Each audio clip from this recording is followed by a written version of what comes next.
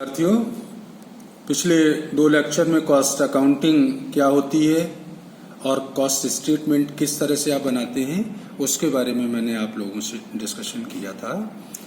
उसी का practical aspect देखने के लिए ये एक एग्जाम्पल ले रहे हैं जिसमें बहुत सारी चीजें दे रखी हैं और आपसे कॉस्ट स्टेटमेंट व कॉस्ट शीट बनवाई गई है ना।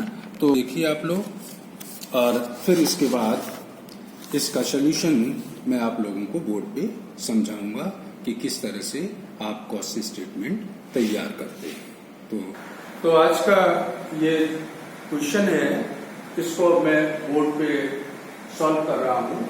Statement showing cost of sales and profit, particulars and amount 2 column होंगे। स्टेटमेंट कॉस्ट का जो होता है उसका फॉर्मेट मैं आप लोगों से डिस्कस कर चुका हूँ। आप डायरेक्ट कॉस्ट जोड़ते हैं, प्राइम कॉस्ट निकालेंगे। प्राइम कॉस्ट में फैक्ट्री ओवरहेड्स जोड़ देंगे तो वर्क्स कॉस्ट आ जाएगी। वर्क्स कॉस्ट में ऑफिस से संबंधित खर्चों को ऐड कर देंगे तो कॉस्ट ऑफ प्रोडक्शन आ जाएगी। सेलिंग एंड डिस्ट्रीब्यूशन के एक्सपेंसेस को जोड़ते हैं तो टोटल कॉस्ट आ जाती है। स्टॉक अगर दिया गया है रॉ मटेरियल का, वर्क इन प्रोग्रेस का या फिनिश गुड्स का, तो उसका भी हम संबंधित लेवल पे एडजस्टमेंट कर देंगे और फिर आप अपना स्टेटमेंट बनाएंगे। तो देखिएगा क्वेश्चन में पर्टिकुलर्स में दे रखा है ओपनिंग स्टॉक। 3 तरह का ओपनिंग स्टॉक बताया हुआ है। फिनिश गुड्स का ओपनिंग स्टॉक, तो आप जानते हैं फिनिश गुड्स के स्टॉक का एडजस्टमेंट जो होता है वो ऑफिस ओवरहेड जोड़ने के बाद किया जाता है। रॉ मटेरियल का एडजस्टमेंट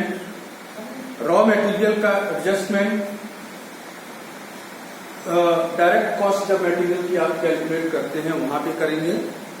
और वर्क इन प्रोग्रेस का एडजस्टमेंट फैक्ट्री कॉस्ट निकालते समय किया जाता है।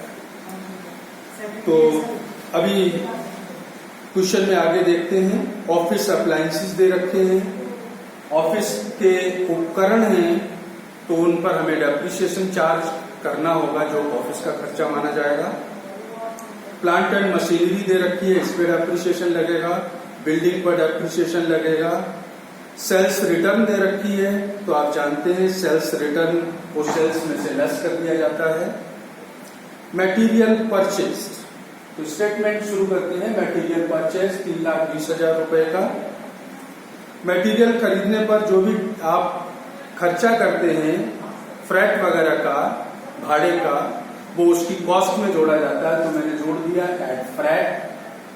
परचेज आपने कुछ वापस की है, क्वेश्चन में दे रखा है राइट साइड में आप देखिए 4800 रुपए की परचेज रिटर्न है तो उसको लेस कर दिया, तो ये आ गया नेट परचेज। जो फ्रैट का जोड़ दिया, रिटर्न को लेस कर दिया, बैलेंस आ गया नेट परचेज। नेट परचेज में ओपनिंग स्टॉक जो रॉ मटेरियल का बता रहे हैं उसको मैं जोड़ दूंगा, 1,40,000 दे रखा है।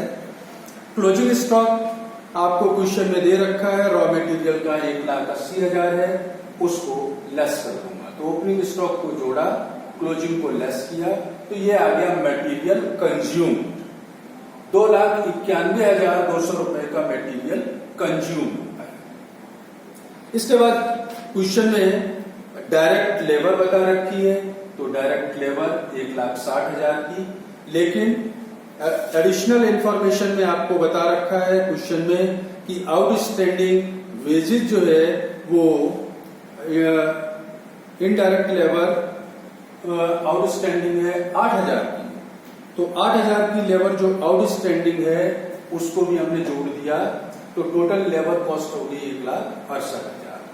तो डायरेक्ट मटेरियल, डायरेक्ट लेबर पर जो भी आपका एक्सपेंडिचर हुआ उन दोनों का टोटल कर दिया मटेरियल और लेबर का, और वो कहलाती है प्राइम कॉस्ट। प्राइम कॉस्ट में आप जानते हैं फैक्ट्री ओवरहेड्स को जोड़ना होता है। फैक्ट्री ओवरहेड्स मैंने यहाँ पे जोड़ दिया है 1,70,550 रुपए। ये कैसे आया है इसका वर्किंग नोट देखिएगा फैक्ट्री ओवरहेड का। क्वेश्चन में दे रखा है आपको इनडायरेक्ट लेबर ब्रैकेट में लिखा है फैक्ट्री 18,000, साथ ही इनडायरेक्ट लेबर आउटस्टैंडिंग है 1200 रुपए की, वो मैंने ले लिया है। फैक्ट्री के सुपरविजन का खर्चा दे रखा है 10,000, फैक्ट्री से संबंधित है, वो लिख लिया। रिपेयर्स ऑफ फैक्ट्री 14,000, वो आपने जोड़ ली। इसके बाद लाइट, हीट एंड पावर का खर्चा दे रखा है 65,000, 65,000। एडिशनल इंफॉर्मेशन में आप लास्ट पॉइंट में देखिएगा, जिसमें बता रखा है distribution of expenses, heat, light and power. Heat, light and power का डिस्ट्रीब्यूशन करना है किसमें? फैक्ट्री, ऑफिस और सेलिंग में 8:1:1 के अनुपात में, 8:1:1 फैक्ट्री, ऑफिस और सेलिंग में इनका डिस्ट्रीब्यूशन करना है। 65,000 टोटल खर्चा हुआ है। तो ऑफिस का खर्चा अगर लेना होगा तो दोनों का टोटल आप जानते हैं 10 हो गया। 8/10 जो खर्चा होगा वो माना जाएगा फैक्ट्री का खर्चा, तो आ गया 52,000 रुपए। इसी तरह से क्वेश्चन में दे रखा है रेट्स एंड टैक्सेस 63,000 का, 6,300, 6,300 रुपए आया है रेट्स एंड टैक्सेस का खर्चा। रेट्स एंड टैक्सेस के खर्चे के लिए एडिशनल इंफॉर्मेशन में क्या रखा है? 2/3 फैक्ट्री का एंड 1/3 ऑफिस का। तो 6,300 का 2/3, 2/3 4200 रुपए यहां डाल दिया, और 1/3 ऑफिस का है तो 1/3 ऑफिस का खर्चा आ गया 2100 रुपए। 6300 का 1/3 करेंगे तो वो यहां पे आ जाएगा। इसके बाद मिसलेनियस फैक्ट्री एक्सपेंसिव दे रखा है क्वेश्चन में, तो वो एज इट इज 18,700 आ गया। साथ ही प्लांट एंड मशीनरी दे रखी है क्वेश्चन में आपको 4,60,500 रुपए। एडिशनल इंफॉर्मेशन में आप देखिए क्वेश्चन में दे रखा है कि डेप्रिसिएशन कैसे चार्ज करना है। डेप्रिसिएशन चार्ज करना है प्लांट एंड मशीनरी पर 10% और बिल्डिंग पे चार्ज करना है 4%। तो प्लांट एंड मशीनरी है आपकी 4,60,500 रुपए की, इस पर 10% डेप्रिसिएशन चार्ज करना है। तो 10% अगर चार्ज करेंगे तो वो आ जाएगा 46,050 रुपए। बिल्डिंग का डेप्रिसिएशन 4% चार्ज करना है, और बिल्डिंग दे रखी है आपको क्वेश्चन में 2 लाख की, तो 2 लाख का 4%। लेकिन बिल्डिंग का डेप्रिसिएशन किस तरह से बांटना है उसके बारे में इंफॉर्मेशन दे रखी है आपको। डेप्रिसिएशन ऑन बिल्डिंग आगे लिखा है फैक्ट्री, ऑफिस और सेलिंग ओवरहेड्स में 8:1:1 के अनुपात में बांटना है। तो 2 लाख की फैक्ट्री है, 4% डेप्रिसिएशन लगाना है। ऑफिस का अगर लेना होगा तो इसको अपन लिख देंगे 8/10, फैक्ट्री का लेना है तो 8/10, ऑफिस का होगा तो 1/10, और सेलिंग डिस्ट्रीब्यूशन का होगा तो 1/10 हो जाएगा। तो 4% की रेट से 8,000 डेप्रिसिएशन हुआ, और 8,000 डेप्रिसिएशन का आपने परसेंटेज निकाल के यहां पे लिख दिया, कितना आ गया था? 6,400 रुपए, 6,400। तो इस तरह से क्वेश्चन में फैक्ट्री से संबंधित जो भी एक्सपेंडिचर थे उन सब का आपने टोटल कर दिया, और ये टोटल कहलाता है फैक्ट्री ओवरहेड्स। तो प्राइम कॉस्ट जब आपने कैलकुलेट कर ली थी, प्राइम कॉस्ट में फैक्ट्री ओवरहेड्स को आप ऐड कर देंगे तो बैलेंस जो आता है वो कहलाती है वर्क्स कॉस्ट। लेकिन यहां क्वेश्चन में आपको स्टार्टिंग में बता रखा है कि वर्क इन प्रोग्रेस का भी ओपनिंग और क्लोजिंग बैलेंस है, और मैं आपसे पिछले लेक्चर में बात कर चुका हूं कि अगर क्वेश्चन में opening stock, work in progress और क्लोजिंग स्टॉक का दिया जाए और ये न बताया जाए कि इसका कहां पर एडजस्टमेंट करना है, तो हम जानते हैं कि इसका एडजस्टमेंट फैक्ट्री कॉस्ट पे किया जाता है, मींस वर्क्स कॉस्ट पे करना है। तो इसको तो मैंने जोड़ दिया, बैलेंस जो आएगा उसको मैंने लिख दिया gross works cost. Gross works cost में opening stock of work in progress दे रखा है 2 लाख रुपए, जोड़ दिया। क्लोजिंग वर्क इन प्रोग्रेस का स्टॉक है 1,92,000 का, जिसको मैंने यहां से लेस कर दिया। तो 2 लाख को जोड़ा, 1,92,000 को लेस कर दिया। बैलेंस जो आया वो अब कहलाएगा वर्क्स कॉस्ट, कारखाना लागत। कारखाना लागत में आप जानते हैं जोड़े जाते हैं ऑफिस से संबंधित इनडायरेक्ट खर्चे या ऑफिस ओवरहेड्स। ऑफिस ओवरहेड्स कैसे निकाले हैं उसके लिए वर्किंग नोट आपके सामने है। क्वेश्चन में दे रखा है आपको ऑफिस की जो सैलरी है वो 8,600 रुपए है। डेप्रिसिएशन ऑन अप्लायंसेस, ऑफिस के जो अप्लायंसेस हैं वो आपको दे रखे थे अमाउंट उनकी। ऑफिस अप्लायंसेस 17,400 रुपए के, 17,400 रुपए के अप्लायंसेस थे और उन पर डेप्रिसिएशन चार्ज करना था 5%। आपको क्वेश्चन में दे रखा है तो आपने 5% निकाल दिया, 870 रुपए। हीट लाइट और रेट्स एंड टैक्सेस को 8:1 के अनुपात में बांटना था। तो ऑफिस से संबंधित हीट लाइट का जो खर्चा था वो 65,000 था, 65,000 का 1/10 किया तो 6500 आ गया। रेट्स एंड टैक्सेस जो थे उनको क्वेश्चन में बोला था 2/3 तो ऑफिस वो फैक्ट्री में ले जाइए और 1/3 ऑफिस में डालिए। तो 6,300 रुपए टोटल था, तो 4,200 रुपए तो मैंने यहाँ पे ऐड कर दिया था शायद। रेट्स एंड टैक्सेस का 4,200 रुपए तो यहाँ पे आ गया और 1/3 6300 का 2,100 रुपए आ गया ऑफिस में। Depreciation on building, building 2 lakh की थी, 4% डेप्रिसिएशन है। इसका डिस्ट्रीब्यूशन करना है फैक्ट्री, ऑफिस और सेलिंग में इस रेशियो में। तो ऑफिस का निकालना होगा तो 8,000 टोटल हुआ, 8,000 का 1/10 कर दिया, 800 रुपए बिल्डिंग का डेप्रिसिएशन। तो इस तरह से ऑफिस से रिलेटेड जो भी इनडायरेक्ट एक्सपेंसेस थे उन सब का टोटल कर दिया और ये टोटल कहलाता है ऑफिस ओवरहेड। ऑफिस ओवरहेड्स को वर्क्स कॉस्ट में मैंने जोड़ दिया। बैलेंस जो आया वो कहलाता है कॉस्ट ऑफ प्रोडक्शन, उत्पादन की लागत।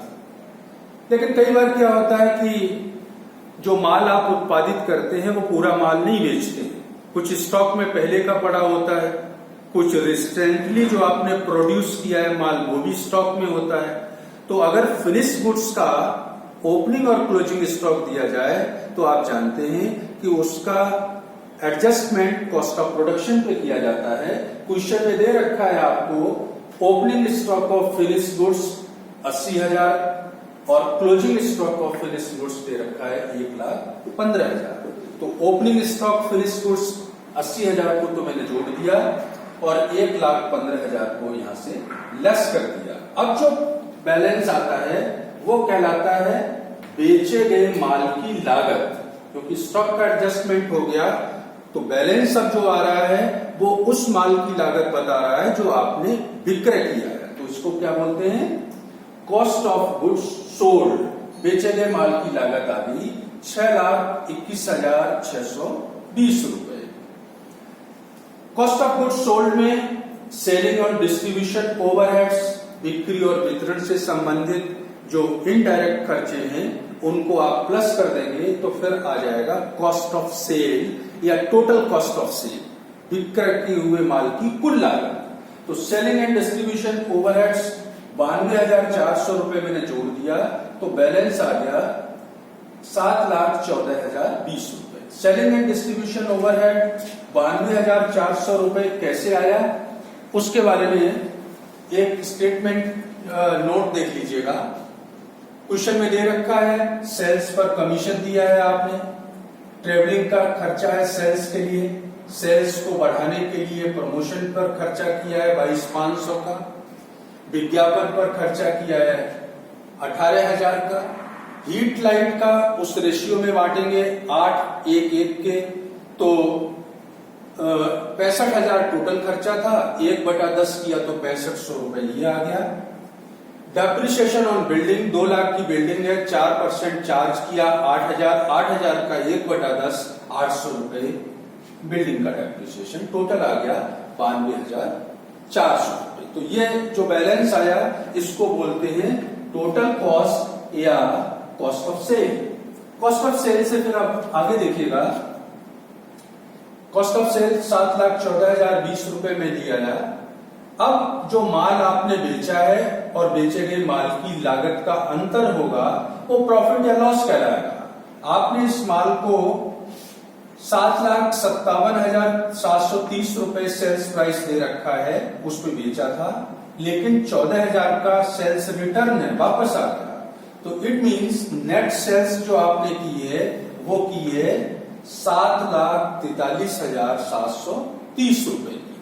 तो माल के उत्पादन की लागत है आपकी 7,14,020 रुपए, माल बेचने से विक्रय मूल्य प्राप्त हुआ है आपको 7,43,730 रुपए। दोनों का जो डिफरेंस है वो बैलेंसिंग फिगर में आ गया और इसको आप बोलते हैं प्रॉफिट। तो प्रॉफिट का स्टेटमेंट और कॉस्ट का स्टेटमेंट आप इस तरह से बनाएंगे। ध्यान यही रखना है कि जो भी एक्सपेंडिचर है वो किस हेड से संबंधित है, ऑफिस से संबंधित है या फैक्ट्री से संबंधित है, विक्रय या वितरण व्यय से संबंधित है, जिससे भी संबंधित होगा उस हेड में डाल देंगे। साथ ही स्टॉक जो दिया जाता है उसका एडजस्टमेंट, ओपनिंग स्टॉक है तो मटेरियल पर एडजस्टमेंट होगा, वर्क इन प्रोग्रेस के लिए अगर कुछ नहीं कहा तो उसका एडजस्टमेंट आप करते हैं फैक्ट्री कॉस्ट पे, एंड फिनिश्ड गुड्स का एडजस्टमेंट किया जाता है कॉस्ट ऑफ प्रोडक्शन पे। तो इसको एक बार आप लोग फिर ध्यान से देख लीजिएगा। आज के लिए इतना ही, थैंक यू। कितने मिनट हो गए?